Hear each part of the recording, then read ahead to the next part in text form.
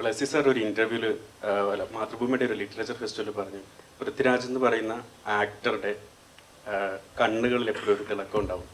ആടുജീവിതത്തിൽ cast ചെയ്യുമ്പോൾ ആ തിളക്കം മാറ്റുക എന്നുള്ളതായിരുന്നു എൻ്റെ ഏറ്റവും വലിയ ചലഞ്ച്. ആടുജീവിതം കഴിഞ്ഞിട്ട് പിന്നീട് ക്യാരക്ടേഴ്സ് സെലക്ട് ചെയ്തപ്പോൾ ഈ ഇതിൽ നമ്മുടെ ഗുരുവായൂരെ പോലുള്ള ക്യാരക്ടേഴ്സ് വരുമ്പോൾ അതിൽ നിന്ന് മറ്റ് ക്യാരക്ടേഴ്സിലേക്ക് മാറാനൊരു ബുദ്ധിമുട്ടുണ്ടായോ? ഒരു ചലഞ്ചിങ് ആയിരുന്നു. ഇത് എനിക്ക് ആക്ടേഴ്സ് ജനറലി ഒരു സിനിമ കഴിയുമ്പോൾ, കുറച്ച് സിനിമകൾ ചെയ്ത് കഴിയുമ്പോൾ, ഒരു സിനിമ ചെയ്ത് കഴിഞ്ഞിട്ട് ആ ക്യാരക്ടറുമായിട്ട് അങ്ങ് ഡിസസോസിയേറ്റ് ചെയ്യാൻ പഠിക്കും. നമ്മൾ സബ് കോൺഷ്യസ്ലി നമ്മൾ പഠിക്കും. ഇപ്പോൾ ഗുരുവായൂരമ്പല നടയിൽ കഴിഞ്ഞിട്ട് ഞാൻ സംവിധാനം ചെയ്യുന്ന സിനിമയിൽ ഞാനൊരു ചെറിയ വേഷം ചെയ്യുന്നുണ്ട്.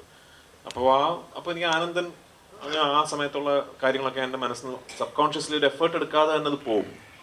പക്ഷെ ആടുജീവിതത്തിനെ സംബന്ധിച്ചിടത്തോളം മറ്റ് സിനിമകളെ പോലെയല്ല. കാരണം ഒരു 10-16 വർഷക്കാലം ആ സിനിമയ്ക്കൊപ്പം യാത്ര ചെയ്തതുകൊണ്ട് അങ്ങനെ ഫുള്ളി അതങ്ങ് ഡിസസോസിയേറ്റ് ചെയ്തിട്ട് ഇനി ഇല്ല എന്നുള്ളൊരു, ഇപ്പോഴും ചില സമയങ്ങളിലൊക്കെ ഞാൻ ആ കഥാപാത്രത്തെക്കുറിച്ചൊക്കെ ഇനിയിപ്പോൾ ചിന്തിച്ചിട്ട് കാര്യമൊന്നുമില്ല, കാരണം സിനിമ റിലീസായി. പക്ഷെ എന്നാലും ചിലപ്പോൾ ചിന്തിക്കാറൊക്കെ ഉണ്ട്.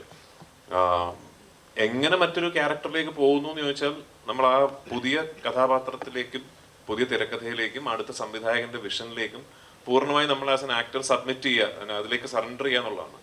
അപ്പോൾ അതാണ് ഞാൻ എല്ലാ സിനിമകൾക്കും ചെയ്യാൻ ശ്രമിക്കുന്നത്. എനിക്ക് ഇപ്പോൾ ആനന്ദൻ എന്ന് പറഞ്ഞ ഈ ഗുരുവായൂരമ്പല നടയിൽ കണ്ടിട്ട് ആനന്ദനിൽ നജീബിലിന്റെ കുറച്ച് കാര്യങ്ങളുണ്ടല്ലോ എന്ന് പ്രേക്ഷകർക്ക് തോന്നിയാൽ അത് എൻ്റെ പേഴ്സണൽ ഫെയിലിയർ ആയിട്ടാണ് ഞാൻ കരുതുന്നത്. അങ്ങനെ ഉണ്ടാകാൻ പാടില്ലല്ലോ, അങ്ങനെ ഉണ്ടാകാതിരിക്കട്ടെ എന്ന് കരുതുന്നു.